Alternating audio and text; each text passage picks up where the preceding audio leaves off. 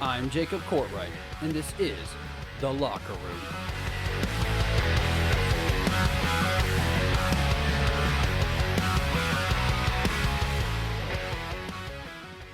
All right, and now we would like to welcome in our very special guest, a UFC flyweight, a champion in the making. I would like to add to that. I'm predicting it now. Miss Miranda Maverick, welcome into the show.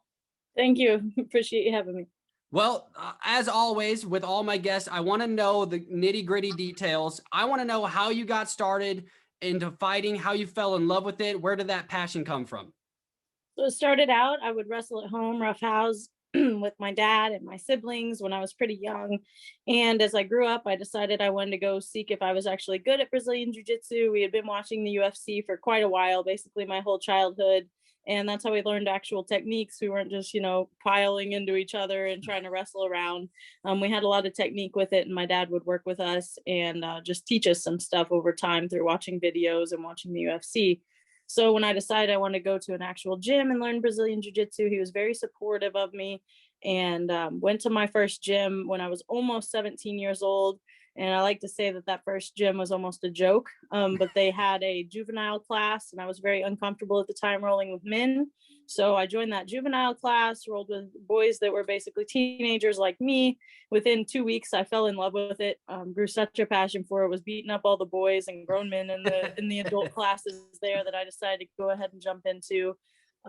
Decided I wanted to start competing within just a few weeks. That gym specifically didn't allow competition, which was amusing to me. So I left that same day and started training at a different gym, Springfield Fight Club in Springfield, Missouri. That was my home until I moved here to graduate school in Norfolk, Virginia. And now I go to the House of Muay Thai. But that passion that I grew from jiu-jitsu just turned into something more over time. I watched a couple amateur fights live, thought that the women fights were really embarrassing and that I could do better. Yeah. Even though I had no striking experience whatsoever and I'd never really gotten any fights ever. And my coaches were like, hey, don't make fun of it until you've gotten punched in the face. Yeah. But then, when I trained and after a few weeks of just training jujitsu and striking, I knew it was exactly what I needed to have. So I jumped right into doing MMA as soon as I could. I turned 18 and moved to college shortly thereafter, which was the legal age limit for having MMA fights in Missouri. And, the rest is history. All right. So growing up, who were your favorite fighters to watch? I know you had mentioned Ronda Rousey a few times. And of course, I feel like Ronda Rousey was kind of the first woman fighter that like everybody just absolutely fell in love with. But were there any other special ones that you had a connection with growing up? Yeah, Ronda Rousey was the first woman I saw fight. I wouldn't necessarily even say that she was my favorite fighter at all, but she definitely was a pioneer for the sport. Oh yeah. Therefore, I never not credit that. She definitely made the sport big, and I watched her fight, and it was inspirational. But others that I continue to be inspired by are GSP. He's one of my favorite out there. I liked him and Matt Hughes for the longest time. I thought they were great fighters, and it sucked because they were always fighting each other. But Yeah. it's pretty cool. I'm actually in a documentary now with Matt Hughes, so I'm really excited to meet him in person. But GSP's also been a huge role model. As I grew up and kept getting older, Brian Stan became one of my favorites. And people are like, really? And it's not even his fighting style. I think he's just a wonderful person. Yeah. And I've kind of just followed his career and his family life and all that, and was really inspired by that. It was kind of out of the ordinary for an MMA fighter background. Well, you definitely have good taste. I'll point that out right now. You definitely have good taste in fighters. GSP, of course, one of my all-time favorites for sure. Thank you. And then as far as the girls go, Rose Namajunas has always been a great one to look up to and watch. Okay. She's developed. The fighter has been crazy to me. And Tatiana Suarez, her technique, I think I can definitely start using that within fights if I wanted to. Wow. Great role models to come from. Absolutely. So you said you went ahead and went to college and you're studying, I think it was psychology. And I found that interesting because my wife is actually a sports psychologist. So I know what it's like living with the psychologist in the household, always constantly poking and, trying to get more out of me intellectually. But how did you balance, college and especially psychology, which is such a hard field, and still have time to MMA train and stay up, in the shape that you've been in? Yeah, first off, I'm really excited about sports psychology. I actually want to get in contact with her and talk to her a little bit if that's the case, if that's possible. Absolutely. I'm actually right now getting my PhD in industrial psychology, but I try to focus on sports and athletes a little bit. My thesis is actually over how COVID has affected gym employees and things. That's my Yeah, wife's. yeah. Yeah, So, very so cool. uh, working on that right now, trying to finish up my thesis, get my master's, and work on towards that PhD, Yeah, which I've done all my classes for. My undergraduate was psychology and sociology. nice. But it's hard. It's not an easy thing. Everybody always, told me it was impossible. Everybody told me to take my time, take my 5, 6 years in undergrad if I needed to. Yeah, You know, always just like, no, like age doesn't have anything to do with it. It doesn't have anything to do with me taking my time and enjoying my childhood, as they called it. I yeah, was like, I'm in college, I'm not a child anymore, and it's yeah. funny how nowadays society, even when you go and fill out your college forms, my dad got pretty mad because he's a pretty traditional person. He was like, why do you need my financial information? I'm not paying for you. Like, you're a grown ass woman. Like, go take care of yourself. And I'm like, I agree, but all the kids at the age of 24 are still on their parents' dime and stuff, Yeah, when it used to be 17, 18 max kind of yeah, thing. And that's kind of how it was for me. My dad's always supportive. I don't want to say that at all. Like, if I needed help, he'd help me, yeah, but I shouldn't need help. yeah, So that was a big thing for me. And being able to dedicate my time to MMA, and my cat's back here, to MMA and school, that's all I did. And I had enough time for it because that's all I did. I didn't go out and socialize and yeah, have a bunch of drinks with friends time or goof off and take breaks. I did my schoolwork, got it done, and then focused on my MMA. Now, I will say it was fine in undergrad. Really, it was easy. yeah, But now it's very, very difficult for me. Grad school is a whole nother level of hard. It's like having yeah, three full jobs. I yeah, spend about 40 hours a week just purely being in classes and working on homework. I yeah, spend another 30 hours a week doing my teaching, which I do for them. I teach the undergrads at Old Dominion University, so I work on that for several hours a week. And then on top of that, training 5 to 6 hours a day is just, it's grueling and it's yeah, stressful. But it's one of those things I tell everybody, I'm like, it's not one of those things, they're like, you inspire me. How do you do it? I want to do it. I'm like, don't do it. Like, the best advice I have for you is don't do that unless you really have, like, not only dedication, but know that you have that self-control, that you won't start getting emotional and go down this rabbit hole of yeah, stress. yeah. Uh, like being that young and already being so dedicated to what to MMA and to be so dedicated to college, it seems like most people when they find a passion they kind of go down that road and they leave school away or vice versa. For you to be able to do both of those is already remarkable. And trust me, I'm living with my wife who's finishing up her master's right now, so like she teaches all the undergrads, and like I wouldn't wish that upon anybody. And that's all I work so that she can just do that, let alone do that and train MMA and be a part of the UFC. Like that is a massive world to be around. So, I mean, congratulations already. I feel like you've already won a couple championships of life just finishing out those hard things. So that was very interesting. Now, moving on, you have a big fight coming up, of course. The fight that was rescheduled, UFC 260. You will be fighting Jillian Robertson. All right. So I know you don't want to give away too many details, too many secrets, and I would never ask you to. But what is your approach to this fight? Because you both are so talented on the ground. She has, 6+ submission. You have 5, I think, submission wins. So like you both are very talented on the ground. Do you see this as a fight that is going to end up on the ground for most of the match? Do you see your striking taking advantage here? Because I will say I know you grew up on a farm. And I think one of your best attributes is the fact that you're a lot stronger than a lot of your opponents, especially in this division. And that's just natural born strength from, growing up on a farm and working all the way through. So I think that in this matchup, strength is going to play a big part in it, who can control the center of the octagon. So if you, without giving away too many details, what is your thought process going into this fight? A lot of what you said actually kind of works into it. One, I truly believe that I'm not only the stronger opponent, but the more physical in general. Yeah. I'm more athletic. I'm stronger than her, and she doesn't do well against her opponents who are that way. Yeah.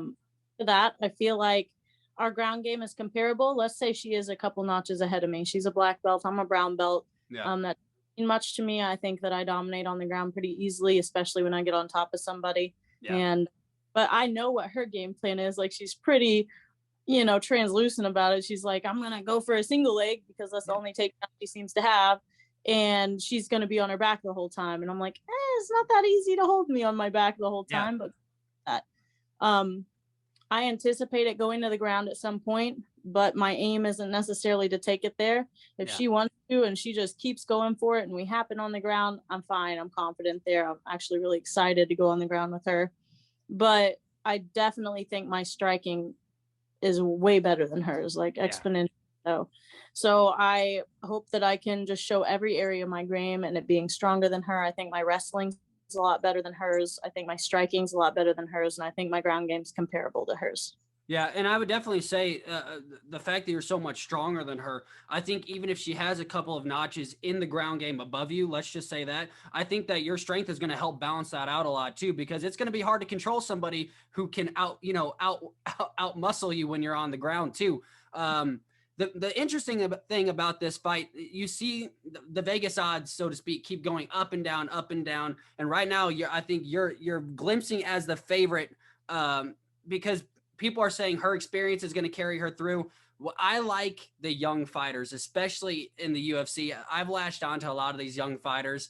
Being that you're not as experienced, technically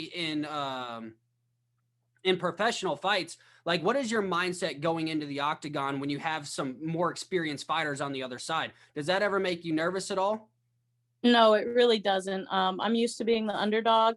The last couple fights, luckily, I've been the favorite. That's been exciting. Or not couple fights. The Ana Jojua fight, I was the favorite. That was really exciting for me. But I'm used to being the underdog, and I honestly love it. It motivates me even more when I am. And I don't care if she has more experience than me. And that's just talking about in the octagon specifically. As far as actual experience, we aren't too far apart. Yeah. She's pretty young. She's had a lot more experience in the octagon, but I feel like I've had pretty good opponents leading up to this. Absolutely. I have a good background leading into this. I have partners who can kick my butt way worse than she ever could. And that makes me very hopeful going into this fight. But on top of that, experience really doesn't matter. It's just like the whole thing we were talking about people being like, well, you're too young, you're this, you're that. Yeah, everybody says stuff until you're put on your face by that young person who's 18 and comes in there and whoops your butt, which is who I point. Now I'm 23 and hoping to do the same thing.